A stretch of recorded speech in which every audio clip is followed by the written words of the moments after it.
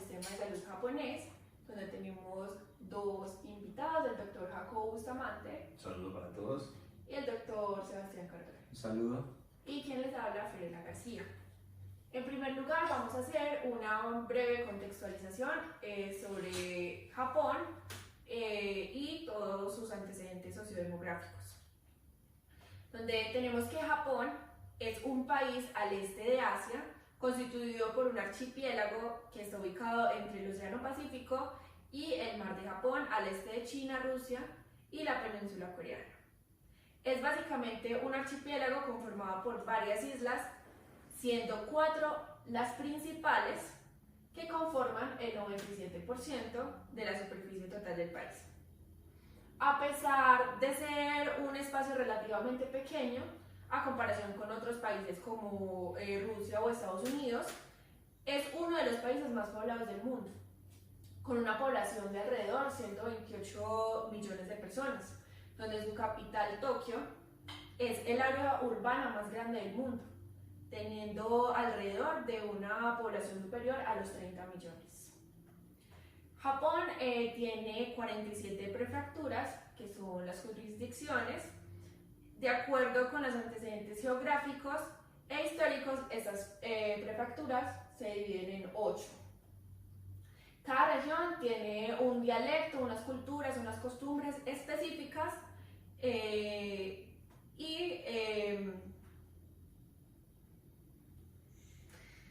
cada región tiene un dialecto, unas costumbres y unas culturas específicas, siendo pues entre ellas totalmente diferentes.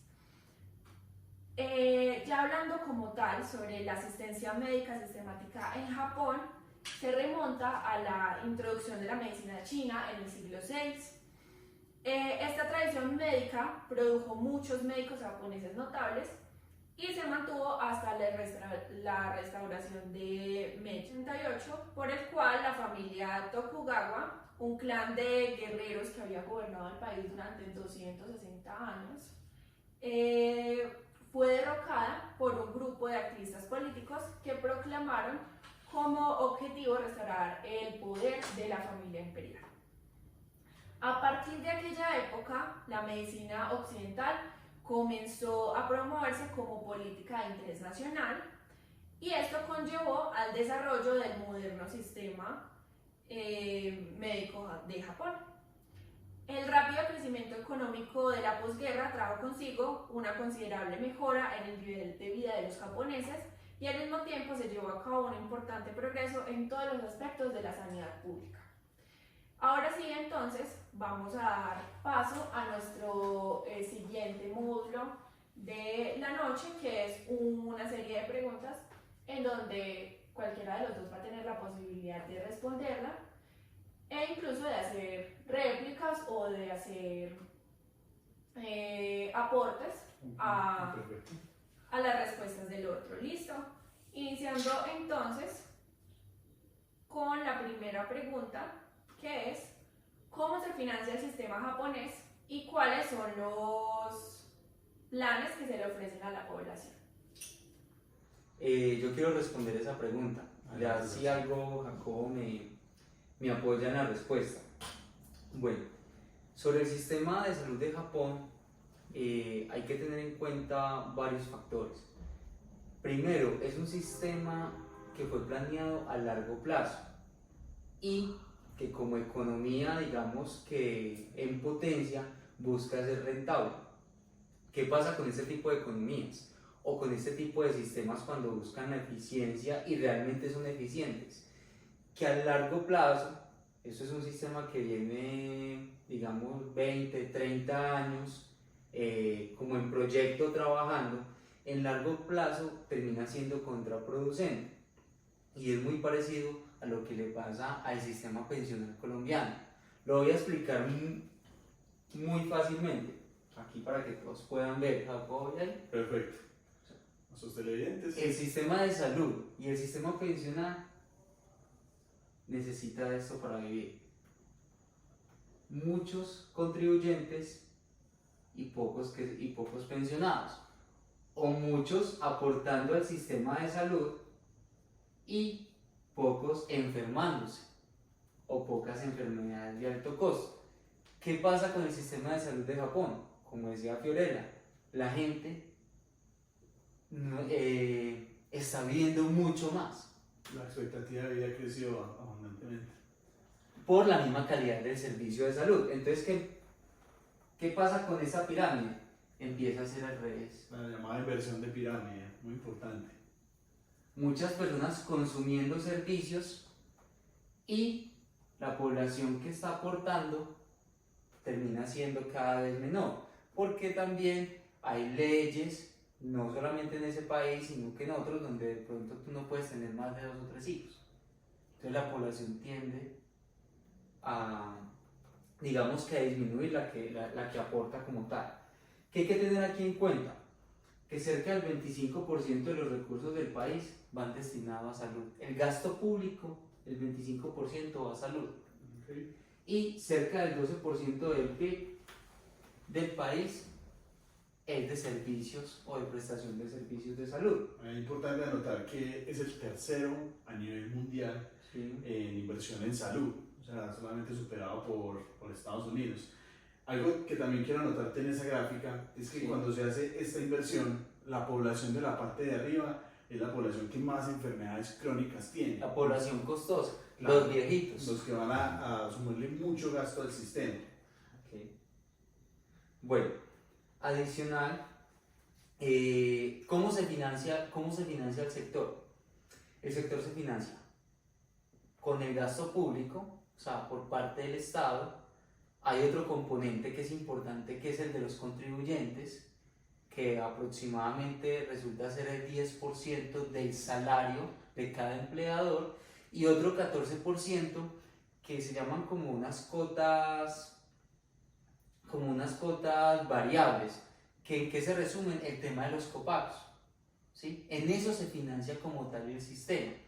¿Qué podemos decir más acerca de la financiación? Bueno, notar que es uno de los copagos más altos a nivel mundial, y según el tipo de aseguramiento, que más adelante me imagino que en las preguntas que tiene Pío nos vamos a entrar más, pero según el tipo de aseguramiento que tú tengas, que la población japonesa tenga, el nivel de copago aumenta o disminuye. Por eso hay tanta predilección por la medicina prepagada en Japón, que también es un tema que más adelante, pero vamos adelantando las cositas. Aunque el copago no puede superar el 30% del valor de la atención como tal. Sí, ese es el tope. Tiene unas tarifas especiales para lo que es atención a la población infantil, y creo que unas tarifas también para la vejez. En cuanto a los planes de beneficio, ese sistema cobija 2 planes de beneficios, o 3 realmente. Primero, uno que es para los empleados, Para los aportantes, ¿sí? Que son sus familias. quienes aportan. Otro para los desempleados, ¿sí? Desempleados, independientes, población mayor, menores de 74 años. 64 años. Los empleados o la fuerza laboral del país es el 49% de la población. Los desempleados o personas desempleadas menores de 75 son cerca del 26%, y el restante son ya el tema de los pensionados. En eso se divide como tal los planes de beneficio. Los planes de beneficio tienen las mismas coberturas, lo que tú conoces: la atención básica, hospitalización, hay un énfasis, de pronto Jacobo lo mencionará más adelante, un énfasis en salud mental, Muy importante, Japón.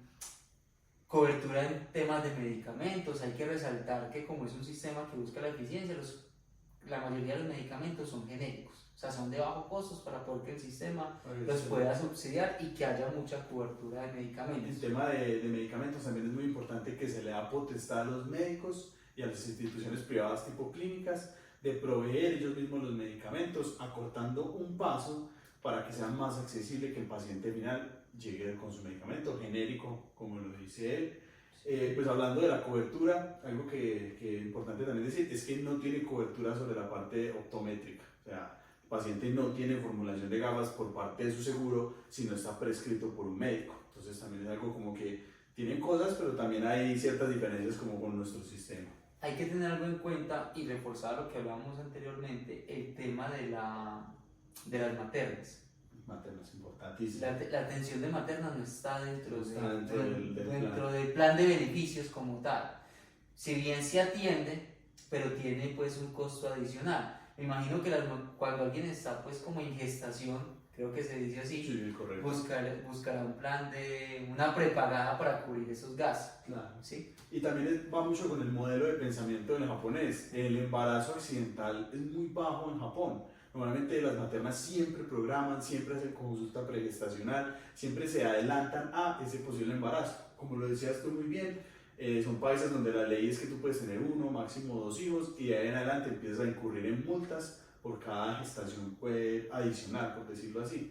Entonces no se cubre ese servicio a la materna, pero digamos sí hay subsidios para el empleador de una materna, ¿cierto? Porque digamos si una materna en su licencia de 1 año no puede ir a trabajar, pues porque obviamente tiene que estar prestándole los cuidados al niño, al trabajador se le da un subsidio para que no sea una carga para esa empresa. Entonces, perfecto. También es muy importante. 2 puntos a resaltar también importantes sería el tema de que se hace una de las mayores inversiones en PIB de la salud, que es del 10%, y el otro es que también el sistema de salud incluye toda la parte odontológica.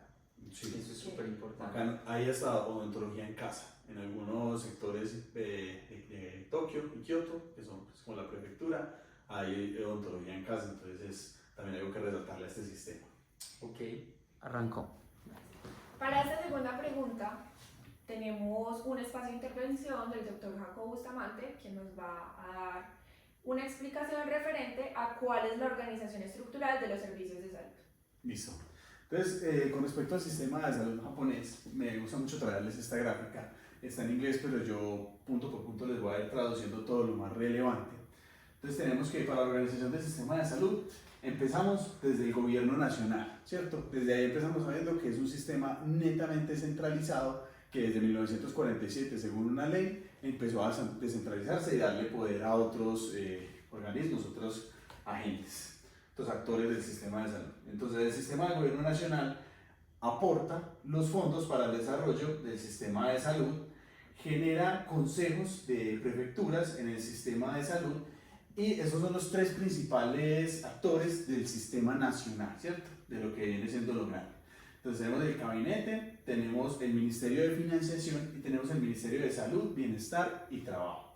Entonces este Ministerio de Salud, Bienestar y Trabajo tiene 3 consejos interinos que son el Consejo de Seguridad Social, el Consejo de Ciencia en Salud y el Consejo Central de Aseguramiento Social. Entonces cada uno de ellos teniendo sus 3 principales razones o funciones, que el primero es del sistema del Consejo de Seguridad Social es generar las políticas de salud general, el de ciencias es crear las políticas públicas y el tercero, que es el de Central Social de Aseguramiento, es el pago, ¿cierto? Él es el que define cuáles van a ser las tarifas, cómo se le van a pagar a las instituciones, cuáles son el porcentaje de las instituciones que son privadas, que pues les adelanto es el 70%. Expertos, este último, el Consejo Central de Social de Aseguramiento Médico, tiene los representativos de los usuarios, tiene los expertos y los que representan a los proveedores en salud. Vale, entonces esta es la parte como más central, más nacional, vamos a lo que es descentralizado, ¿cierto? Entonces tenemos que las prefecturas con sus consejos de seguridad, perdón, con sus consejos de salud, implementar regulaciones, pero principalmente sobre los organismos públicos, como son los hospitales y las instituciones de cuidado para pacientes crónicos. Mientras que las municipalidades operan más desde el aseguramiento de privados, como son las clínicas y los home care, que son pues, los que van directamente a la casa del paciente y le otorgan esta salud en parte de crónicos. A continuación, el doctor Sebastián Cardona nos va a hablar un poco acerca de la cobertura que tiene el sistema de salud japonés. Bueno, el sistema de seguro médico estatutario de Japón, así se llama el sistema de salud de este país, tiene la siguiente cobertura, como lo mencionábamos anteriormente. El 98.3% de la población está cubierta dentro del sistema, cerca del 1.7% no está cubierto dentro del sistema, pero tiene una asistencia pública, ¿sí? Tiene una medida de asistencia pública. El 58.6% de esta cobertura pertenece a trabajadores que digamos que cotizan dentro del sistema, que aportan dentro del sistema.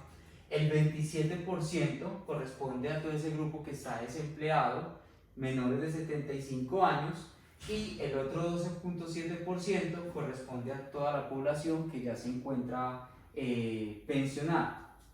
Esto es un dato muy importante, y es que el 70% de la población accede o busca planes de medicina prepagada como complemento a la atención o a los servicios que ofrece como tal el sistema de salud.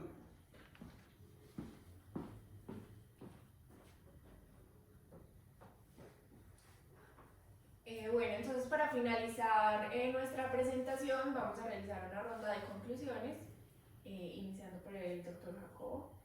Listo, pues algo muy importante que querían hacer referencia en este foro de socialización del sistema de salud es que tenemos un Japón que se transformó de una cultura oriental basada en la medicina china a un Japón que se volvió una medicina occidentalizada. Entonces quería traerles a colación este personaje histórico, Nagayo Sensai, que fue el primer ministro de salud japonés que se atrevió a salir del país en 1874 en países europeos tipo Holanda, y encontró que sus sistemas de salud funcionaban supremamente bien y que también manejaban lo que era la prevención y la promoción de salud, e integró todas estas políticas a lo que viene siendo la Japón que conocemos. Además también se le atribuye el hecho de haber descubierto un brote de cólera que mató casi 100.000 japoneses y haber instalado un acueducto para mejorar pues como toda la salud pública de Japón. Entonces se le atribuye que hubo un cambio y una occidentalización del sistema que mejoró mucho sus estadísticas, lo que quería pues como anotar. Listo. Por otro lado, mi conclusión es hacia la parte de la equidad que tiene el sistema de salud japonés, en donde la universalidad del mismo permitió que haya una regulación de las tarifas donde todos los beneficiarios podían acceder, y por ende vemos las tasas de cobertura tan altas. Bueno, y por último, más que una conclusión, digamos que es como un comentario frente a la atención primaria del país, o resaltar como tal como esa cobertura o el plan de acción que tiene como tal el sistema de salud frente a la atención primaria, muy parecido a lo que hoy se está proponiendo dentro de la reforma a la salud de Colombia, y es fortalecer la atención primaria, tener médicos en casa o médicos familiares. Japón los tiene, incluso tienen unos incentivos cuando tú eres el médico de cierta familia, detectas un comportamiento y vinculas a ese paciente o a esa persona dentro de una ruta cardiovascular, dentro de algún programa. Sí, es eso, es resaltar esa fortaleza que tiene Japón sobre la atención primaria. Y un fortalecimiento de la atención primaria.